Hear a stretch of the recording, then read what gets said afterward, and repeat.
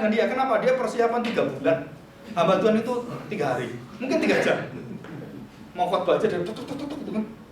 Dia khotbah ini enggak 3 bulan dia berdoa, dia mohon kuasa Tuhan. Biasanya kalau orang pertama kali ngajar gitu ya, kalau sudah 20 tahun ngajar, persiapan itu hari Sabtu, Minggu khotbah. Kan gitu kan. Dan semua hamba Tuhan saya tanya, hampir sama semua. Ini harus bertobat semua. Kenapa? Enggak serius. Kalau saya setahun sudah ditetapkan, sudah tiap hari kalau saya berhenti nunggu anak apa gitu, saya baca firman Tuhan. Setahun itu saya baca, saya mau khotbah ini semua, saya baca. Bolak-balik sampai berapa puluh kali saya baca terus. Kenapa? Karena begitu mendadak saya tahu. Betul kan? Saya sudah siap seumur hidup. Jadi saya nggak siap. Nggak ada itu kata-kata seperti itu bagi saya. Kenapa? Karena saya siap. Kapanpun waktunya saya siap memberitakan firman Tuhan. Kan Paulus ngomong gitu kan. Siap tidak siap, kamu harus siap memberitakan firman Tuhan. Kapanpun. Wah, itu baru hamba Tuhan yang top chair. Ya, harus gitu harusnya gitu ya. Oke, nah setelah pengurapan yang ketiga adalah pengurapan Roh Kudus. Ya, pengurapan Roh Kudus, pengurapan minyak, pengurapan air mata. Ya, jadi roh, minyak, dan air.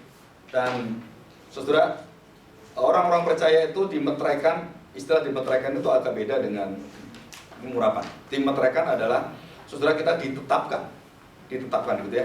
Nah, kalau pengurapan itu lebih ke arah apa? Bagaimana saya menindaklanjuti yang Tuhan percayakan pada saya. Jadi pengurapan adalah darah Yesus yang sudah dimintakan dari saya harus hidup dengan nyawa-nyawanya Yesus, tidak nyawa saya lagi. Nah, itu hidup penuh dengan pengurapan. Jadi hidup pengurapan adalah hidup yang dipenuhi Roh Kudus. Ya. Oke, kita sudah ngerti ya. Nah, kita masuk dalam perjanjian lama. Nah, ini singkat aja ya.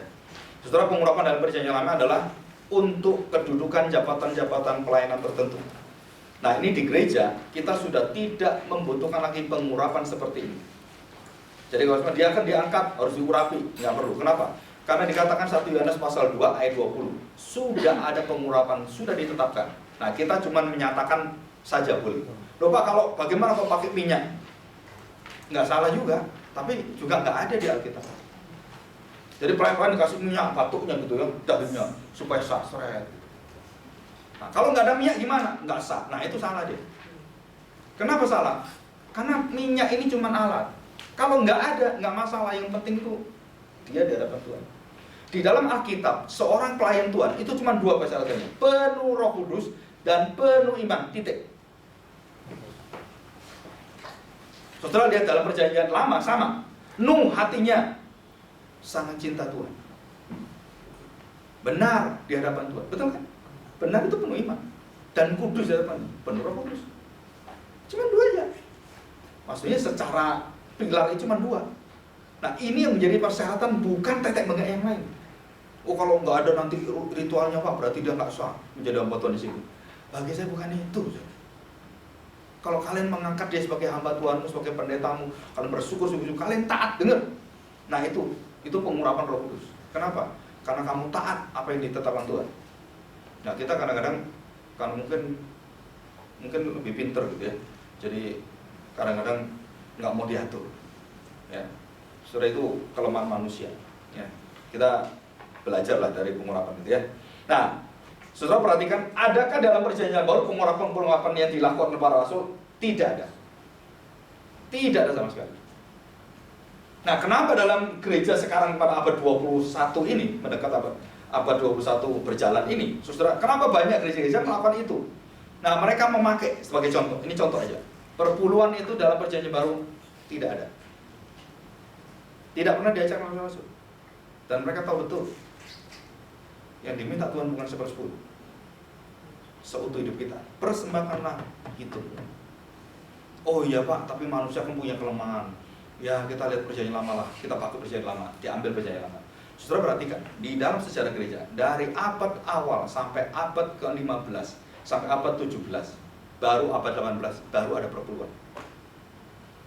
Kita kaget kan kalau saya ngomong gini? Perpuluhan itu baru ada abad 18. Terus menjadi satu keharusan biar seperti pajak deh. Dan kita kemudian tekankan banyak orang, kalau kamu gak beri perpuluhan, matilah kamu. Waduh, saya juga ya. Jadi perpuluhan membuat saya binasa ini. Ketakutan orang, kalau kamu mau diberkati Tuhan, Dari 1/10 Tuhan kasih 20%. Ini Tuhan dagangnya tuh gimana? Tuhan kita dibuat kayak cukong-cukong itu. Ayo, berani berapa kamu? Ayo, kasih. So ini pemikiran yang salah semua loh. Tapi kita lakukan itu. Kenapa? Karena kita nggak ngerti. Nah, sama dengan pengurapan juga sama. Oh, kalau diurapi gimana? Kalau ada ritual gimana? Nah, kita pakai ritual lagi perjanjian lama kan? Oh, yang urapan ada, yang nanti pendeta diangkat, ini kasih ini, pakai jubah, termasuk jubah-jubah kita ini. Saya pernah melayani. Dan memang saya punya selendang cuma satu. Terus ada orang yang datang ke saya, Pak, Bapak hari ini melayani nggak sah. Wah, kenapa? Nggak ada yang putih itu, Pak. Bertobatlah. Hanya karena nggak ada ininya, nggak ada apa. Pendeta bukan karena saya dikasih sekolah, bukan karena jubah. Betul nggak? Saya beritahu, kita punya anak. Biasanya senang pakai baju. Ya sekarang musim frozen, pakai frozen. Terus kemudian nggak pakai frozen, kamu bukan anakku. Ini orang edan ya. Kenapa? Nggak mau saya. Kalau anakku, kamu biasa pakai frozen, kok sekarang nggak pakai frozen? Kenapa? Apakah karena jati diri kita ditentukan dari baju itu? Bukan. Nah, sore di sini kita belajar. Kemarin ada telepon dari gereja minta konsultasi saya dari Sinode Jakarta, gereja Chinese tertua. Terus saya tanya, Pak, ini pendeta kami keluar ini. Terus nggak ada perjamuan kudus ini. Bagaimana kalau penginjil? Boleh nggak penginjil perjamuan kudus? Nah, saya beritahu saya, boleh. Siapa ngelarang? Keadaan terdesak dan lain minta kuasa Tuhan. Oh, nanti kalau melanggar gimana? Nggak ada pelanggaran. Itu firman Tuhan. Saya tanya, penginjil termasuk majelis nggak? Iya. Termasuk pengatuan? Iya. Pengatuan kan boleh semua sama dengan pendeta. Jika ada keadaan tertentu boleh nggak? Penatua pun boleh. Baptisan apa boleh nggak? Boleh. Siapa larang, saudara? Boleh. Penatua dan pendeta itu sama. Cuman bedanya apa? Yang satu adalah ruling, satu adalah pastor dengan pengembalaan. Tapi kalau dia nggak bisa, yang boleh siapa? Ya penatua. Nah, penatua di situ ada yang penatua, ada pendeta, ada penginjil atau guru injil. Itu semua sama. Disebut sebagai kepenatuaan atau kemajelisan. Haknya sama-sama, tergantung siapa? Kesepakatan kalian. Nah, saudara, kan hidup ini kan mudah sebenarnya. Yesus kan kalau melayani nggak bisa, kamu ini hari Minggu nggak boleh sentuh orang lepra, nggak boleh masuk rumahnya orang lepra. Tuhan masuk aja dia ngapain? Hari Sabat itu melayani manusia, bukan manusia melayani hari Sabat. Betul kan? Diciptakan untuk kita hari Sabat, bukan kita nanti baru Sabat itu. Bukan. Tapi juga jangan ya udah hari Minggu paling banyak kantongnya buka dari pagi sampai malam. Salah juga, saudara. Ya, ngawur juga itu kan. Nah, saudara, kalau usaha tetap ingat hari-hari yang sudah ditetapkan Tuhan. Kita punya istirahat. Ya. Oke, bisa ngertiin ya. Nah, saudara, kita lanjutkan. Nah, tentang karunia. Perhatikan ya. Saudara, jika karunia-karunia dituliskan dengan karunia-karunia, itu artinya jamak, ya. Di dalam bahasa aslinya itu karunia itu karismata, domata, diakonia, energemata. Ya. Energi, energi lah gitu ya. Nah, setelah ini bahasa ininya dibeda-bedakan gitu ya. Nah, waktu kita mengerti tentang karunia, kita selalu memisahkan karunia, membagi dengan dua hal. Ini ada pembagian, ada banyak sebenarnya ya. Administrasi, ada pembagian secara kedudukan pendeta atau para majelis, kedudukan penginjil, itu ada semua dibagi. Nah, kita biasa bagi dua begini. Yang satu ajaib, yang satu itu biasa. Nah, yang dihormati itu yang ajaib. Wah, menyembuhkan, wah luar biasa. Berbahasa roh ajaib, wah itu yang luar biasa. Soalnya di dalam 1 Korintus 12-14, Paulus mengatakan yang paling ajaib adalah satu. Apa sih? Kasih. Nggak ada yang lain. Yang harus kamu cari, yang harus kamu rindukan, yang harus kamu lakukan adalah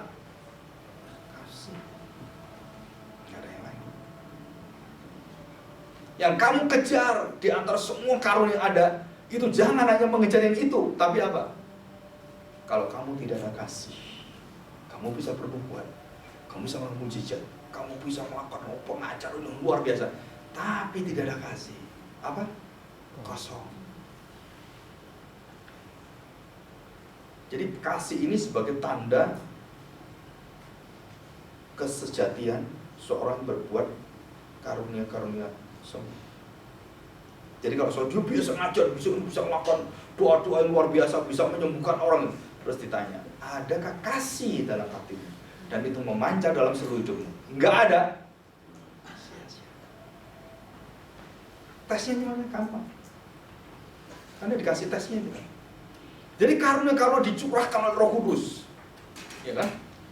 Bisa nggak di tengah jalan itu kemudian seperti Alexander tukang tembaga itu, kemudian melawan firman Tuhan dan dia akhirnya murtad? Bisa nggak? Bisa. Nah, saudara perhatikan, Pak, apakah itu Roh Kudus yang memberi karunia dia? Itu nggak dijelaskan dalam Alkitab. Apakah itu Roh Kudus yang memberikan karunia itu? Nggak dijelaskan. Di dalam beberapa penafsiran dikatakan karena belas kasihan Tuhan pada jemaat, orang-orang yang dipakai oleh Tuhan. Dan kemudian orang-orang tetap harus diuji oleh Roh. Mereka harus diuji oleh Roh. Nah, setelah diuji oleh Roh, hidup mereka tidak sesuai dengan apa yang mereka beritakan. Nubuat-nubuat tidak sesuai dengan apa yang mereka terima. Dan mereka tidak memiliki karakter Kristus dalam hidupnya. Pemikiran Kristus di dalam seluruh perkataannya dan hidup di dalam pekerjaan dan pelayanan semuanya. Dan dia mempunyai kuasa yang luar biasa, tetapi dia kosong hidupnya. Setelah itu adalah kematian yang luar biasa. Nah, saya beritahu ya, ada satu teman, saudara, waduh, pelayanannya luar biasa. Dan ini juga terjadi dengan pendirinya OM, nggak salah ya, yang di Amerika, mission mission yang luar biasa itu ya. Nah, saudara, dia berdoa dan dia banyak arti itu melayani orang-orang miskin sampai di Afrika. Wah, dia luar biasa, hampir 30 tahun dia melayani. Dan sudah tahu apa yang terjadi. Istrinya minta cerai. Dan anak-anaknya mendukung mamanya untuk cerai. Semua. Dan waktu itu ada anaknya Billy Graham, Franklin, memanggil dia. Nah, saya tanya, apa hidup seperti itu benar? Oh, pelayanan dia itu dipuji-puji orang. Oh, luar biasa. Dan dia mempunyai dana ratusan miliar yang dia kumpulkan.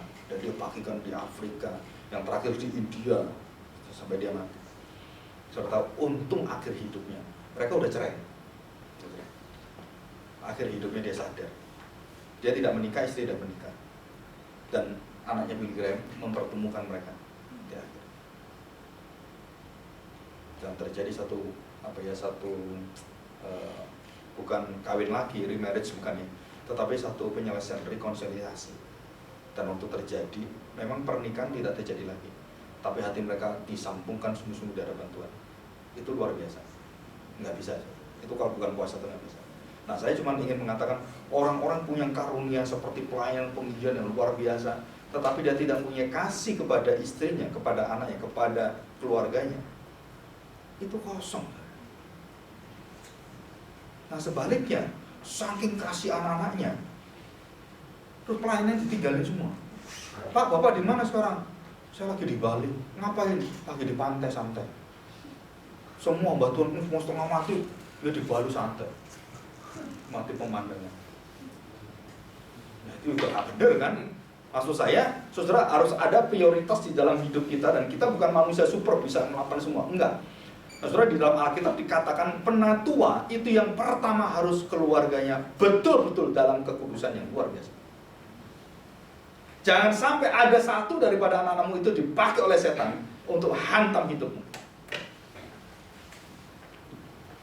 Saudara, Rick Warren itu pernah, sudah tahu anaknya Rick Warren? Ada yang tahu? Mati kenapa? Depresi dan bunuh diri. Saudara tahu Benny Hinn bercerai. Anak-anaknya dukung mamanya untuk bercerai. Katanya terjadi rekonsiliasi. Ya, puji Tuhan kalau terjadi. Nah, saya cuma ingin kita berpikir sejenak. Roh Kudus itu tidak akan menyesatkan kita. Kadang-kadang ambisi rohani kita yang dipakai oleh tanda petik supaya orang menghargai kita. Wah, kita kemudian suara anak, suara istri, suara, wah pokoknya dianggap suara tokek lah gitu. Ini Tuhan melayani, saudara hati-hati. Kenapa? Sebenarnya kita ini melayani siapa? Nah, kalau saudara dekat dengan firman, dekat dengan Roh Kudus gitu ya, terus saudara berbicara, saudara akan selalu sebelum melakukan segala sesuatu, saudara akan berbicara dengan keluarga dulu, mendapat izin dari mereka. Saya selalu gitu, saudara. 1 bulan ini saya terjadi gini, saya ngomong dengan keluarga, ngomong dengan anak saya. Pada suatu hari anak saya katakan gini yang kecil, Pak, aku mau ditemani, Papa nggak boleh melayani. Dia ngomong gini, sumpek aku, katanya orang Jawa sumpek itu suntuk aku kan, luar kecil bisa stres. Wah ini bahaya nih kalau tak tinggal gitu kan. Oke, kamu mau kapan ditemani? Nanti kalau hari Jumat temenin. Terus Papa boleh nggak Sabtu berangkat? Itu pikir, ah boleh lah, berarti kan boleh pergi so. Ya udah, 1 hari saya temani dia, main di mana saya temani. Apakah itu bukan pelayanan Tuhan? Itulah dipenuhi Roh Kudus. Nah kita bedakan, oh kalau di gereja ngajar, wah itu Roh Kudus bekerja. Namanya anak, nggak ada rohnya itu, roh setan ya. Terus siapa bilang enggak? Di situ adalah satu keluarga yang betul-betul kita ini jangan dipisah-pisah gitu. Hidup di dalam pimpinan Roh. Jadi Roh itu juga akan memimpin kita bagaimana kita bisa menjadi teladan di keluarga, bagaimana kita bisa teladan di sini. Dan semua itu kita ini orang yang lemah. Ya jangan sok. Ya. Nah, Roh Kudus bekerja memberikan karunia-karunia sesuai dengan talenta-talenta yang ada. Jadi satu orang punya talenta, jangan iri dengan ini. Tangan jangan iri dengan kaki. Mata jangan iri dengan telinga. Kenapa? Sudah ditetapkan Tuhan. Engkau nggak bisa melawan itu. Ada seorang hamba Tuhan tanya dengan saya, Pak, saya kepingin dong kalau bisa apa gitu. Kamu pengen kayak saya? Oke. Tak saya beritahu. Mau nggak tidur 4 jam sehari? Mau nggak baca buku kira-kira 1 bulan 4-10 buku? Saya beritahu, kamu enak aja lihat. Saya kepingin Pak Stephen Tong, luar biasa. Saya tanya, tahu nggak dia baca buku berapa? 10.000 lebih. Mau nggak baca kayak dia? Mabuk kamu. Jadi jangan enaknya dong, saya kepingin seperti Bill Gates, seperti siapa itu yang orang-orang top gitu. Nah, kamu nggak tahu itu penderitaannya luar biasa loh. Mereka berjuang luar biasa. Nah, kamu lihat langkahnya, dia tiru langkah dia. Nah, rajin baca Alkitab, membaca Alkitab, pengetahuan akan banyak. Dan waktu saya mengajar, nah ini ada pengetahuannya, kan gitu. Jangan cuma maunya, anak-anak sekewal lihat, luar biasa. Nama Yesus hebat, dicoba, kurang ajar kan? Tolong nama Yesus sembuh. Luar biasa ini kita ini sekarang. Terus ada orang kerasukan. Dalam nama Yesus. Siapa kamu? Kamu siapa? Dalam nama Yesus. Saya tahu Yesus. Paulus saya tahu, kamu nggak tahu. Langsung. Saudara-saudara pakai kuasanya orang Kristen, boleh nggak apa-apa. Udah Yesus, begitu ketemu dengan setannya, baru tahu kamu. Ada setan yang ini seperti di Papua. Saya punya murid itu. Sekarang jadi ketua sekretaris sinode. Dia mungkin pendeta yang musuh. Ini kan ada pertengkaran di keluarga. Terus istrinya saking depresinya kemasukan roh setan. Wah gitu. Usir dan lalu. Terus roh setannya wah. Ngapain usir saya? Kalau nama Yesus, ngapain usir saya? Misalnya, Bapak punya istri berapa? Pendeta, iya, istri saya 5. Nggak jadi. Kamu musir roh kudus, musir roh setan, nggak ada roh kudus dalam itu, ada yang roh-roh perzinahan. Gimana kamu mengusir? Nggak bisa. Dan setan tahu. Kita bicara tentang roh kudus ini, roh yang kudus. Dan dia tahu apa yang terjadi dengan hati kita. Saudara jangan pernah nipu dia. Saudara kalau saudara memberi persembahan, saudara jangan ngomong dalam nama Roh Kudus. Hati-hati, saudara. Kenapa? Kalau saudara menipu dia seperti Ananias dan Safira, ada orang bukan membohongi, tapi dia menunda kemudian dia memberi dibagi, saudara, orang Jakarta. Saya dengan Pak Stanley Hit waktu itu ya, dalam perjalanan diajak ke rumah. Saudara tahu berapa puluh tahun kemudian yang terjadi, saudara, hancur kota, sampai semua hancur. Saudara, kalau Tuhan mau mainin kita, matilah kita. Cuma Tuhan itu baik. Orang sudah bertobat, sudah kayak gitu ya, akhirnya buat Tuhan bertobat. Dan dilain oleh pastor ini gitu. Saya tanya, Pak, kenapa Pak? Saya tanya, siapa Pak ini? Ini orang-orang yang dulu pernah berjanji pada kita, dan akhirnya melupakan, hancur seperti ini. Dan datang ingat, tapi sudah nggak bisa apa-apa. Tapi Tuhan baik. Dia bawa hatinya pada Tuhan. Tuhan itu luar biasa kan? Nah, saudara jangan main-main dengan karunia-karunia seperti ini ya. Jadi karunia ini bukan untuk mempermainkan siapapun, termasuk mainkan Roh Kudus. Dan dikatakan dengan jelas, nanti kita belajar ya, coba kita lihat. Nah, saudara, karunia-karunia yang diberi oleh Tuhan, saya berikan dasar karunia berkaitan dengan Roh Kudus yang paling dasar. Saudara, itu berkaitan dengan karakter hati manusia. Itu 9 macam rasa buah dari Roh Kudus. Ya, coba kita lihat Galatia. Galatia pasal 5. Galatia pasal 5.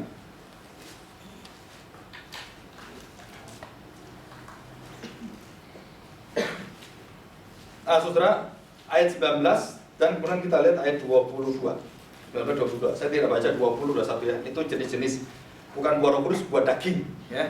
Nah, saudara, coba lihat. Kalau saudara ada di situ, berarti saudara dagingnya kuat itu. Ya. Perbuatan daging dikatakan sarx, works, X itu apa ya? Kerjaan yang dilakukan oleh daging. Nah, kalau ayat 22, tetapi buah, bukan perbuatan. Buah. Apa bedanya ya?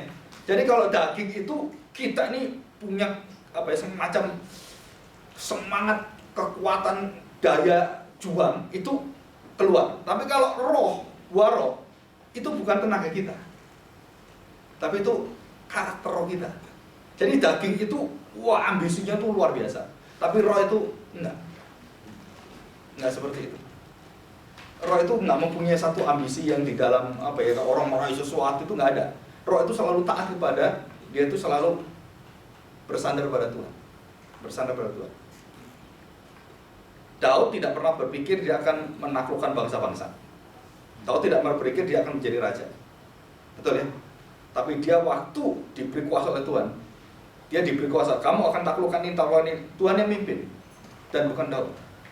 Sampai puncak dia menjadi raja yang sangat luar biasa. Bukan dia, tapi itu adalah buah roh. Yosua juga sama. Itu buah roh. Perbuatan dia. Bukan ambisi dia. Kalau musuh, enggak, Tuhan sudah janjikan, ini kamu dapetin. Seluruh orang Kanaan akan kuberikan padamu. Jelas kan? Enggak ada suatu target. Kalau orang-orang Kristen, target kita punya gereja harus target, semuanya target. Saudara, itu hati-hati. Apakah Roh Kudus target kita? Saya ada di BBM, itu banyak pendeta-pendeta tanya saya, Pak, boleh nggak diambil BBM? Kalau saudara baca BBM saya, the worst people, perhatikan saudara, orang yang selalu complaining with others. Dan saya katakan demikian. Saudara, orang yang paling jelek itu adalah orang yang selalu melihat orang berbuat baik, selalu dikritik habis-habisan, tapi dia nggak berbuat apa-apa. Nah, the best people, orang yang terbaik yang diberikan, selalu mengunggulkan kualitas rohani daripada banyaknya jemaat. Tapi gereja kebalik semua. Yang dilakukan oleh pelayan dalam gereja itu apa? Kenapa ini jemaatnya nggak ada? Kenapa kok sedikit? Saudara, Roh Kudus tidak pernah bekerja dimulai dengan berapa banyak orang, nah, tapi berapa banyak hati yang sungguh-sungguh. Nah, itu beda. Kualitas hati, bukan kualitas banyak. Nah, kalau itu tidak ada dalam seluruh gereja Tuhan, gereja itu pasti bukan dipimpin Roh Kudus. Karena Roh Kudus pimpin di sana. Itu jelas sekali dalam Kisah Para Rasul 2:4 jelas. Mereka yang bertekun membaca Alkitab, mempelajarinya, dan mereka berdoa bersama. Dan apa yang terjadi? Mereka membagikan seluruh hidup mereka bersama. Ada yang menjual rumahnya untuk makan bersama, kan ada penyiksaan yang besar. Nah, di situ. Apa ditulis sana? Targetnya berapa? Enggak. Dan Tuhan menambahkan, mereka tambah banyak. Nah, siapa yang nambahkan? Bukan cara kita, Saudara. Apa strategi kita, Saudara? Kita buat supaya ini menarik. Drumnya itu kalau bisa 12. Terus simbalnya itu 17. Seperti pemain rock. Wah, wah musiknya begini, wah kita berindah. Bukan itu. Saya tanya, kalau kualitasnya orang menyanyi, WL-nya, saya bertemu dengan di Malang, suami istri, suaminya WL. Terus saya terus sekali.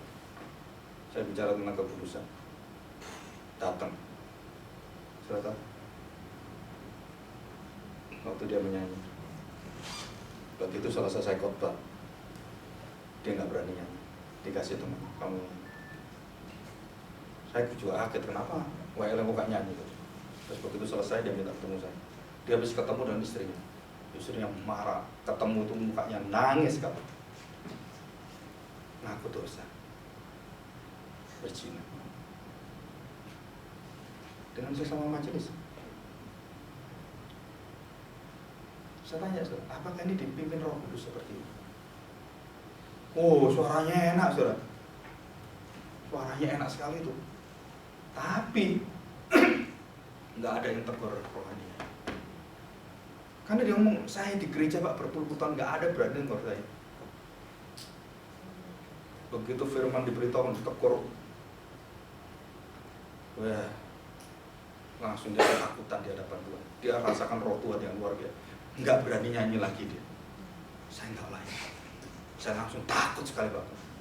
Terus saya berpikir saya ngomong nggak dengan Tuhan. Saya ngomong dengan istri saya. Aduh, saya takut. Saya berdoa Pak. Dia masuk ke kamar mandi, dia berdoa di dalam Tuhan.